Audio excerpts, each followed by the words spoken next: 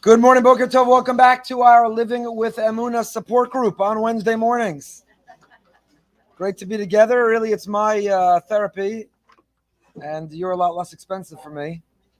So I just lie on your proverbial couch and share what's ever on my mind. And shockingly, somehow you must love the donuts and coffee and granola bars, and that's enough to come back each week. Want to thank our generous Emunah series sponsors for the year, Drs. Avi and Bella Morgan, in memory of Rabbi Dr. Brian Galbin, Zichron Livracha, in memory of Bella's mother, Dr. Ellen Shanzer, Allah Shalom. Both examples of Emunah, inspirations of Emunah. This morning's shir is sponsored by Carol Wald in memory of her brother, Reuven Rafal Ben Binyamin. Where's Carol? Is Carol here? Where's Carol hiding? Oh, thank you, Carol. Thank you. By Joni and Sid Abramson in honor of Susie Siedler's Yurtzeit, Yosef Siedler's beloved mother. Susie was a wonderful member of our community. She was really an example of living with Emunah. She did not have the easiest life, but she always had a simcha sachayim.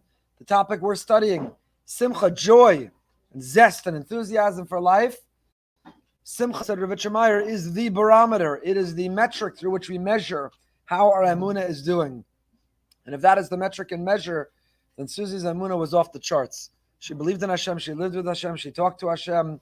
She advanced Hashem's interests. And our community misses her. Her neshama should have an aliyah. And her beautiful, beloved son, Yosef, should have nechama, should have strength and comfort. And also this morning by Yvette and Aaron Kalblum in commemoration of the Yurtzeit of Aaron's mother, Sarah Bas Moshe, and Aaron's father, Yaakov ben Yosef Aaron. Thank you to the Kalblums for all they do for our community. Those neshamas should have an aliyah. Thank you, Yvette. Okay, we're going to dive back in. But first, one housekeeping note. Tonight was supposed to be the next segment of Rabbis on the Run. I was supposed to give it, but I'm on the run. I'm not going anywhere. I'm just not giving it. So we are postponing, and it'll take place in 2 weeks, February 1st. Supposed to speak about the Rebbe, the Rayatz, the Frierdiker Rebbe, and his running from Europe, saving his life. We'll talk about that in 2 weeks. So tonight is postponed. Do not show up. We're going to send an email. I wish there were more ways to let people know. Undoubtedly, someone will come, and then we'll send a angry email that they came and no one was here. So let it be known. I apologize in advance. And if anyone wants to come and entertain, whoever will show up, feel free to do that. Okay. We are back in Rav Itche Meir. First of all, his name is not Rav Itche Meir. His name was Rav Yitzchak Meir. The Hasidic pronunciation and an affectionate, loving nickname pronunciation of Yitzchak is Itche.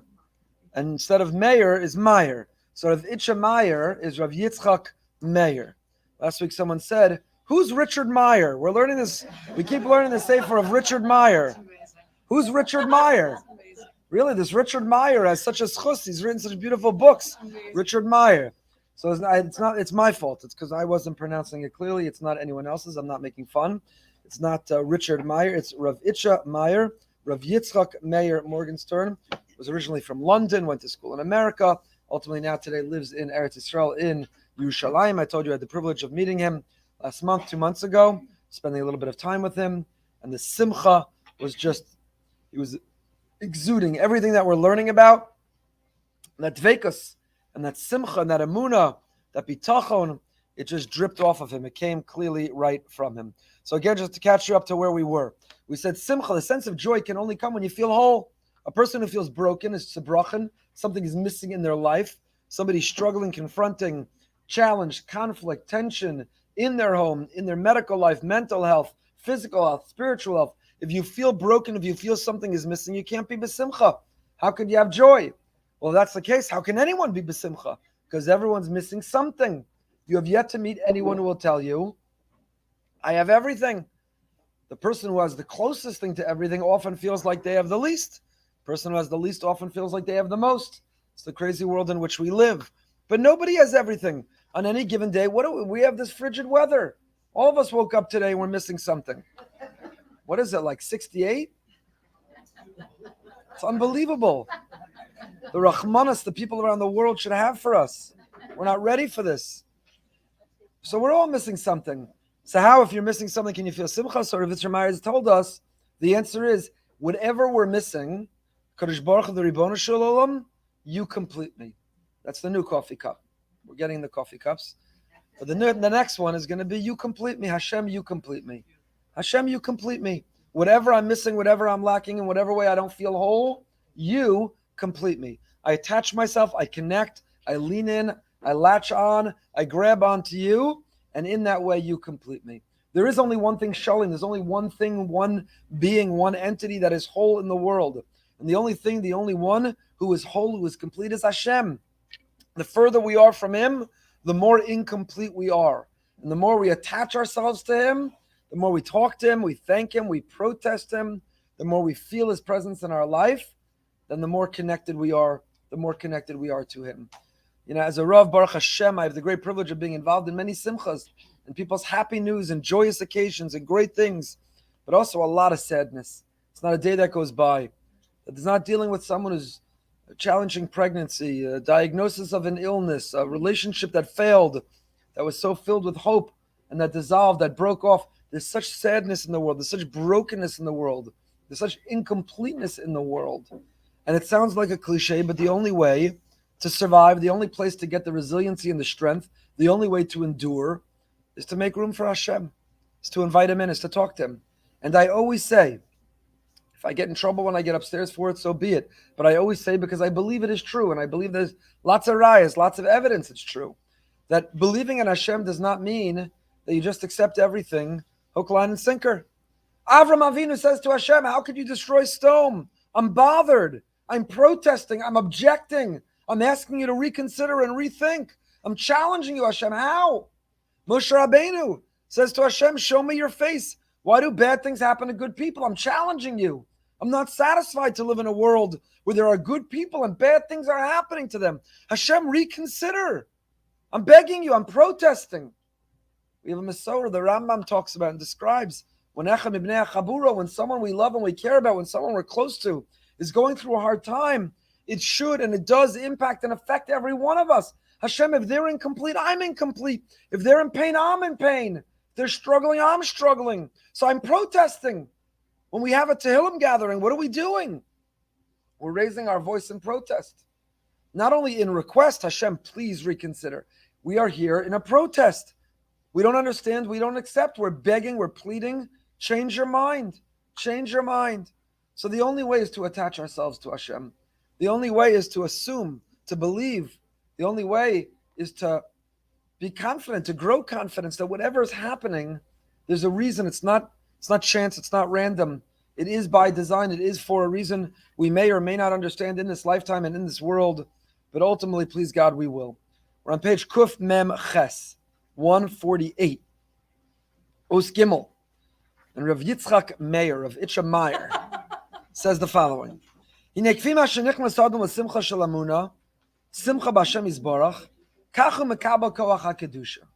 more that a person enters a world of finding happiness and joy in faith, Simcha b'Hashem Yisbarach,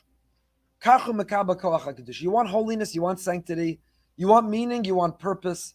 Do you want immortality? What is brokenness? Where does it come from? It comes from the feeling of mortality. When we confront our own mortality, we're not going to live forever. And the people around us are not going to live forever. And we can't control everything and micromanage and manipulate everything. When we confront our mortality, when we confront our limitations, when we confront the fact that we're not in control, that's when we feel broken and incomplete. That's when we feel sad and down. So how do we feel happy? What is the opposite? Immortality. When we make contact with our immortality, when we're able to recognize that I will live forever, that my soul is not just the here and now, and this world is not the end all and be all. This is a temporary stop. I'm only passing through. There is a world, there is an eternity, there's an immortality that I have. And how do I achieve that? And what makes me believe in that? When I feel connected to Hashem. So what is Kedusha? What is holiness? What is sanctity? Holiness and sanctity is feeling spiritually alive. Spiritually alive. Physically, you could feel alive. A good workout. After a good workout, your juices are flowing, you feel alive. You were a little sluggish, you were a little slow, you were dragging a little bit, and you had a physical workout, and now you woke up and you feel alive. A good shluf, a good sleep, a good nap. You could wake up, you could feel physically alive. But what makes us feel spiritually alive? What makes us feel not spiritually sluggish, not spiritually half asleep, not spiritually dragging? What makes us feel spiritually alive? I'm alive. I'm ready to greet the day. I'm so excited to be here. What makes us feel it? Kedusha, holiness, sanctity, touching a piece of ourselves, which is the best piece of ourselves. Being in contact and nourishing and allowing the very best, the most real, the most authentic part of ourselves to come alive. Last night at our Fabrengen, at our Tish, at our typical average Tuesday night at the Boca Raton Synagogue, hundreds and hundreds of people packed in, arm in arm, hand in hand, dancing, moving, spontaneous, nobody scripted. Okay, we're going to sing this. At this point, we'll get up and dance, and then we'll break into this. There's a point where the music plays and you just can't sit still. There's a point that your neshama's dancing, so your body has to match it and keep up with it. There's a point that you hear something.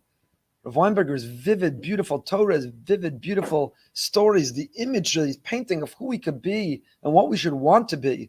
And then our feet start moving again.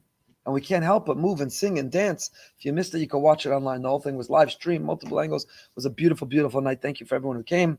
Thank you for everyone who made it happen. And what made us feel alive? What made us stand and sing and dance? What made us not want? There was one thought that kept going through my head the entire time. One thought. Don't let this end. Just keep going. Ron Esabag, phenomenal. Our music. I didn't want to turn my head and look at him because I thought maybe he would misinterpret it, that meant time to wind it down. So I wanted to turn and give him the biggest smile, encouragement, like, this is unbelievable. But I was worried it could be misinterpreted. He would think that meant stop. And all I could think was never stop. I just want this moment to go on forever. Forever. That feeling that there's no, I realized 2 hours went by. I don't know if you felt this way. I felt this way. 2 hours went by. I didn't look at my phone. I didn't look at the clock. I didn't think about how much else I had to do. There was nowhere and nothing else to do, and the world was just there. It was just there, singing and dancing, slow and fast, listening and dreaming and picturing and imagining, and nowhere else and nothing else to do. And that's the most real part of us coming alive, the most real authentic part of us coming alive. Now, earlier in the day yesterday, making good on a promise to one of my children who needed a new piece of technology, starting college, needed a new laptop. So against my better judgment, and arguably against my will, I took her to Town Center Mall to the Apple Store to get a laptop.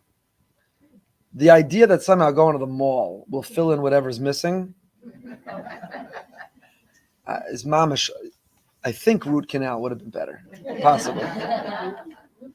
You got to fight for parking, and then you got to go inside, and then you got to find the store you're going to. And now the store you're going to decided there's a quota of how many people can be inside, and you really can't come. And did you make an appointment? And why are you there? And is you Neiman Marcus, Nordstrom's, Macy's, Bloomingdale's, that's what's going to fill the hole in your heart? For how long will it fill it? How long does the new pair of shoes feel good? Don't answer that question. It's a rhetorical question. It's a rhetorical question. But for how long? For how long? And it's not, for some it's the new pair of shoes. For others, it's the new bottle of scotch or the fine wine. For others, it's taking the next vacation. For others, it's when we try to fill that hole in our heart with something else that's fleeting and that's temporary and temporal, it doesn't last. It's not real. It's not real. You're not a Neiman Marcus. I want this moment to last forever. I don't want this to ever end. When I'm here, there's nowhere and nothing else in the world that matters. I feel so alive. I've never felt so alive. And if you do that, and if it makes you feel alive, it's an escape. As soon as the credit card bill comes, you're going to pay for it, literally and figuratively. Nobody paid a penny to come last night. Our sponsors generously enabled that to happen. But there's not a cost. You feel alive. You feel alive. That's Kedusha. Mekabel Koach HaKedusha. That's Simcha. Everyone in that room had things on their plate. Everyone in that room has things on our mind. Everyone in that room has things to worry and be concerned about. But in those moments where our neshama is touched, our neshama is nourished, our neshama is brought to life, they just sit on the side for a little bit. Hashem, we'll get back to that. Hashem, I still have some things to talk to you about that. Hashem, I still want to protest that. I'm still angry about that. And I still have some comments on that. But not right now. For now, let's just be together. For now, I'm immortal. For now, I'm alive. Because the Shechina Shchora, where does Hashem dwell? Chazal tell us, Eina Shechina Shora Ela b'makom simcha. Lo mitoch atzvus or lo mitoch atzlas. Hashem's presence doesn't come to an environment of laziness Hashem doesn't hang out with the cynics and the scoffers. Hashem doesn't hang out with the sad and the depressed and the downtrodden. That doesn't mean Hashem is not there for them and He doesn't lift their spirits. He doesn't support them. Of course, whatever mood we're in, whatever stage of life, wherever we are, Hashem lifts us. Of course. But it means that Hashem, lahavdil, is no different than us. Where do you want to hang out? You like to be around the people who are miserable, depressed, negative, nothing's good, always complaining? That's not a club I want to belong to. That's not a place I ever want to visit. I'm allergic to that. Rav Bender, who was here this past Shabbos, was describing that. I try to maximize each of our guests. So first you hear them when they say it, then I repeat what they said. Then I want to make sure we're getting the most out of everything that they say. I know that's my thing. So when Rav Bender was here, he talked about that. Rav Bender talked about Darche, the yeshiva that he leads, just boys, has 2,600 students. Every other grade has its own principal, 400 staff members, 2,600 talmidim of boys, just boys. It's mind-boggling.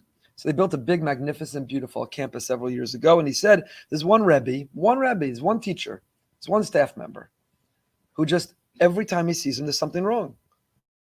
The door doesn't close entirely. The window's a little bit stuck. The light, the thing.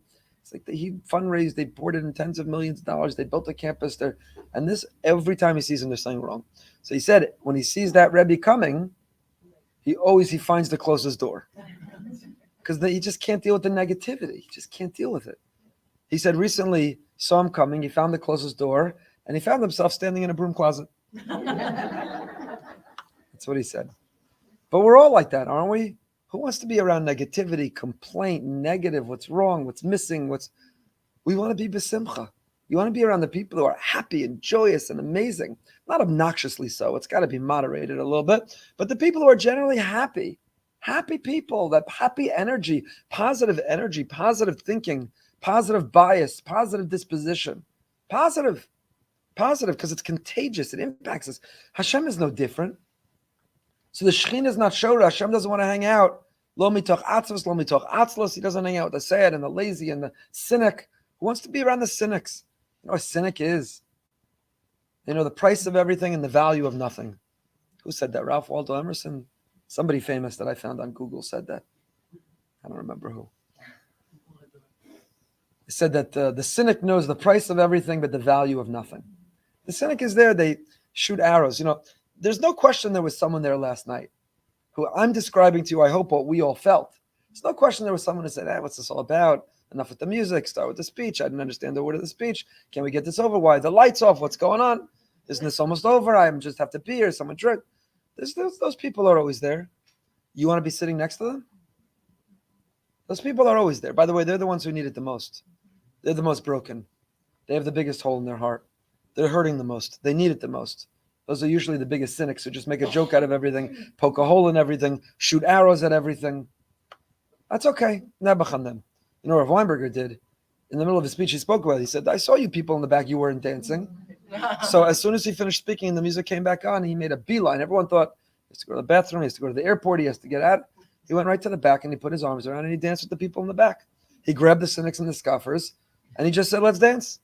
Let's dance. That's who he danced with. It was unbelievable. I got an incredible email last night from one of those people sitting in the back, not because he was a cynic or scoffer, but he was shy and he's new to this. And he said it changed his life that Rav Weinberger came to the back, put his arm around him, danced with him. Right to the bed, not to the front where the cameras were. He went right to the back. He went right to the back. So there are always those cynics and scoffers. They're everywhere, everything. That's okay. My question is, do you want to be sitting next to them? You know who else doesn't want to be sitting next to them? Hashem. He's not interested. We're not interested. Negativity. So if we want Shekhinah to be Shora, if you want contact with the divine, if you want to feel you're in the presence of the divine, if you want to feel connected to immortality, to eternity, then you have to be besimcha. Because that's what Hashem wants to hang out with. You have to be happy and joyous and positive. Sadness is the source of all of the mistakes and all the iniquity and all the sins that we do, of all of the indiscretions.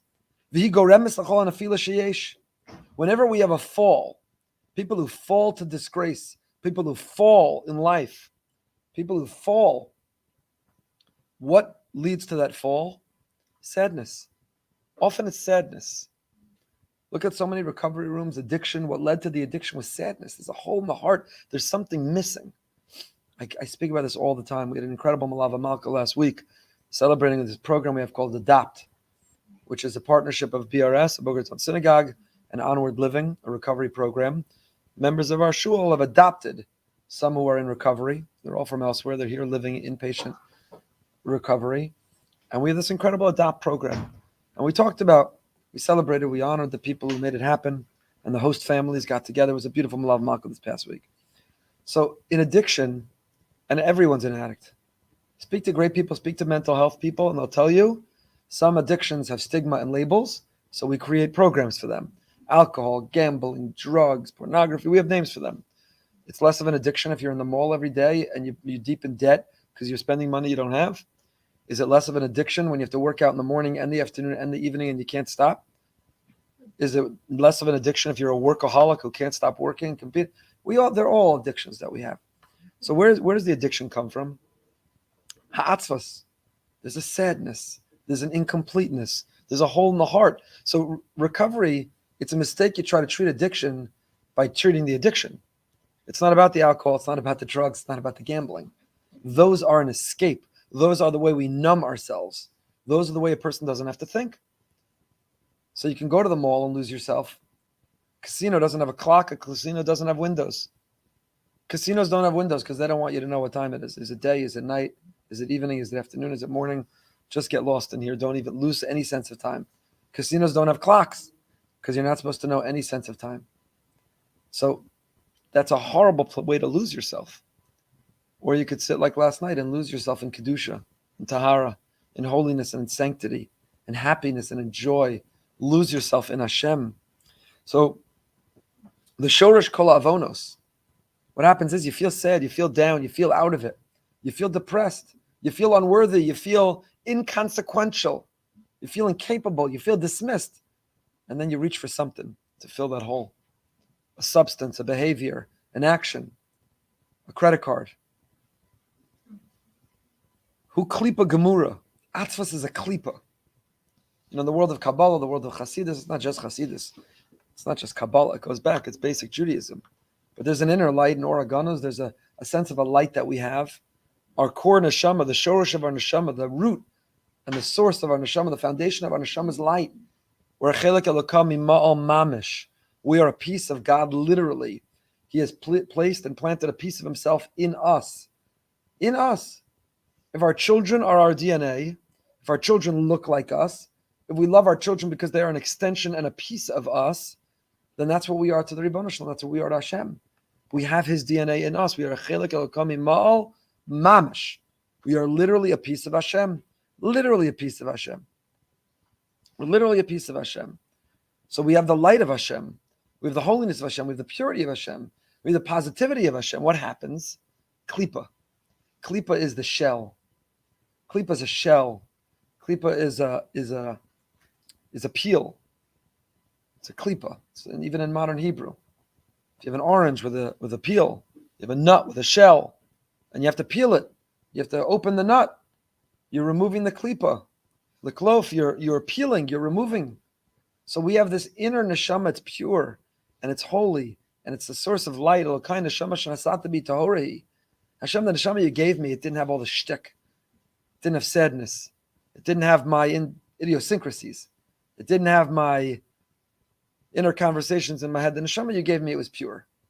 It's pure. And then there are klipas that cover it. There are layers. So like an onion, we have to just peel back, keep peeling away, peel away. Sometimes something just penetrates right through that onion, goes right to the core. A night like last night. I'm not exaggerating. I think those who were there last night would tell you I'm not exaggerating what it was like. And in Mirz Hashem, we repeat that and we create that for ourselves and our families. Every Shabbos, our Shabbos table is supposed to be like last night. Our singing and our Dvar Torah and our stories and we don't have to rely on others and outsource it to others. We're the Rebbe. Men and women, we're the Rebbes at our Shabbos table. We're the Rebbes at our Shabbos table. I saw online, I'm going to get this wrong, Belzer or Babavar, I don't know which Rebbe it's in right now, is in London.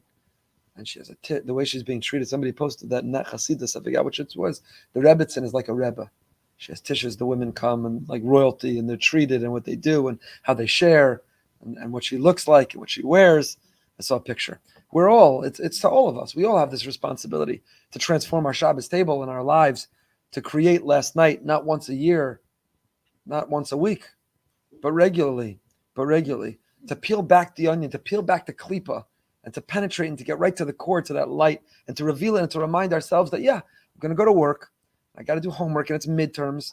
I'm going to kill them. They're going to kill me. I don't know which will come first. Yeah, life's going to get in the way. Life's not always going to be amazing and hunky-dory and light and singing and dancing. Sometimes going to feel down and out and sad. It's going to be bad news, sad news. Going to confront another thing. Someone's going to ask me to go to the mall.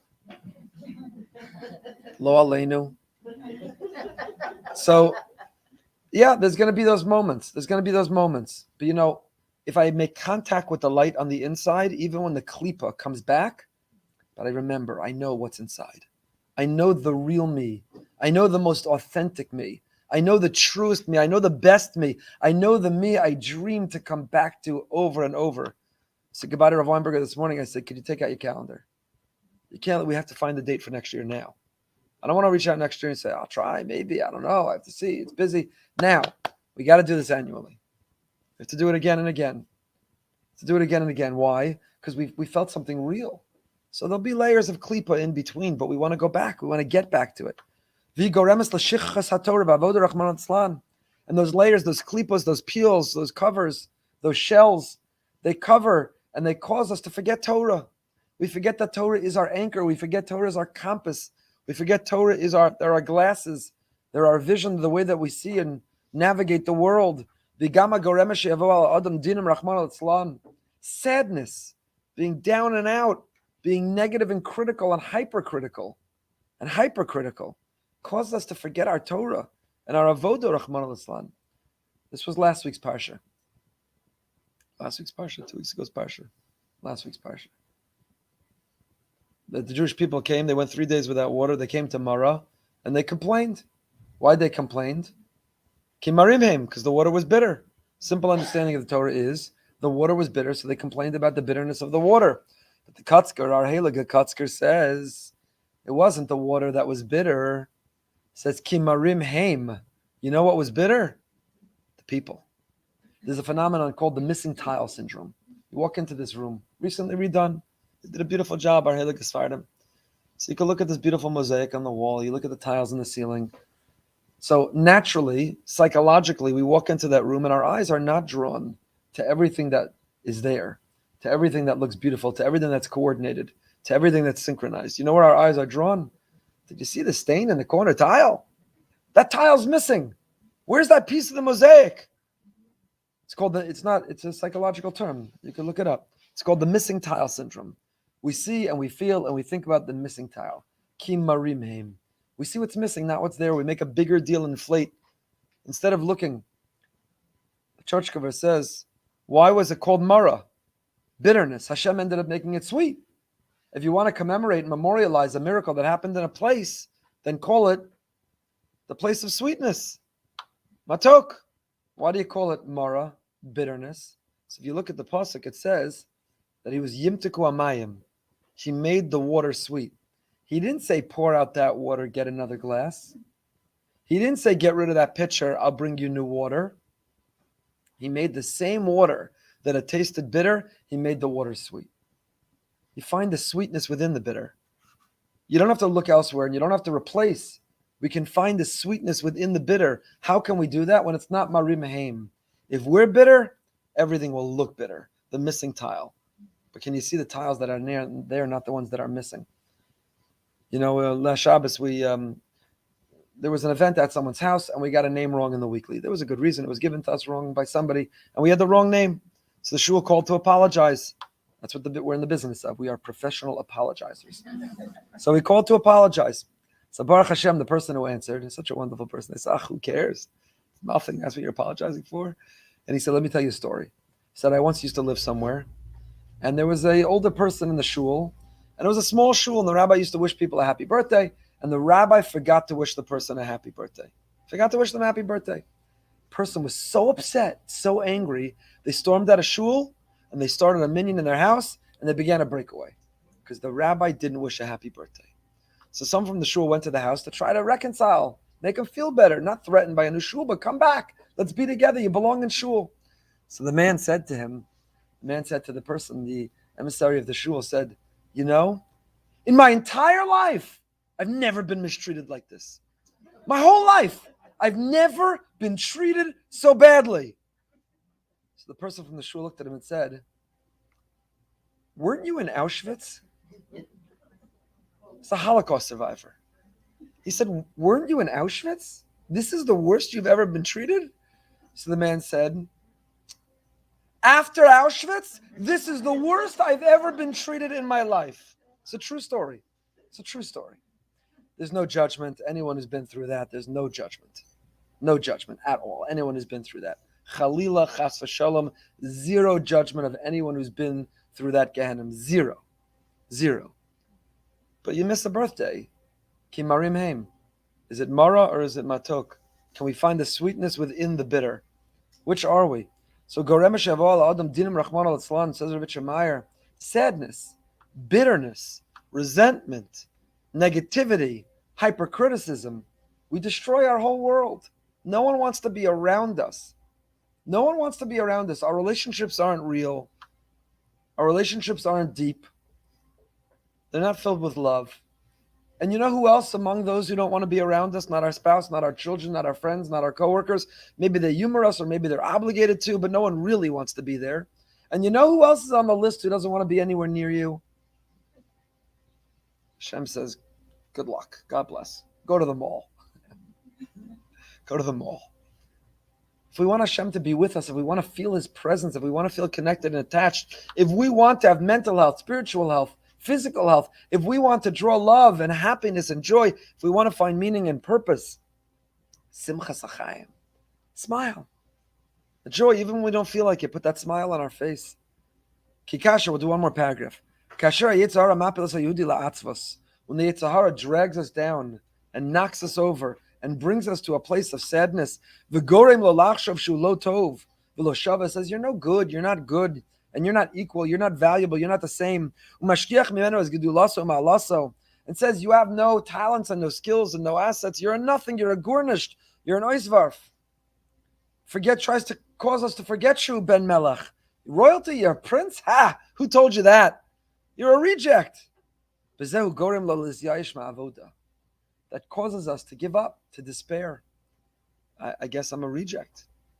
I guess I'm hopeless. I guess I'm inconsequential. I guess I'm unworthy. I guess I'm incapable. So why bother? I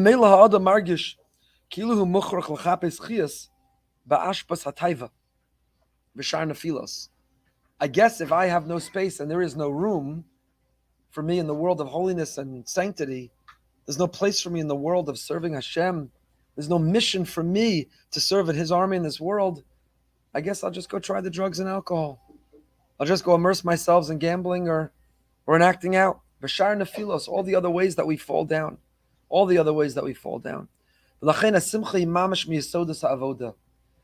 why Rav Itche Meir will come back, we'll continue. We will not continue with this next week. It's Yeshiva week, we're on break next week. It's Yeshiva week, everyone should spend time with family. So we're on break next week. You can listen to one of the old hundreds of ones online if you need a little shot of Emunah. But in 2 weeks, Emir Hashem will continue. That's why Simcha is a foundation of Avoda. I don't care how hard you shuckle. I don't care how much you say Baruch Hashem. I don't care how scrupulous and vigilant you are with mitzvos. I don't care which Erev or Kashrus you don't even hold of. But you're not really a religious person if you're not B'Simcha. If you're sad and depressed and miserable and critical, I don't care how righteous and religious your kid's resume says you are, but you're a fraud. To really have Avoda, to really have Emunah, is to be B'Simcha. Until next time, stay happy, stay healthy, stay holy. Tonight, 9 o'clock, go behind the bima with Rav Yitzchak Adlerstein. You will not want to miss this conversation. He's the director of Interfaith Relations for Simon Wiesenthal. We'll talk about which missionaries we raise our voice to drive from the neighborhood, who can we cooperate with for good causes. Tonight, 9 o'clock. Be well.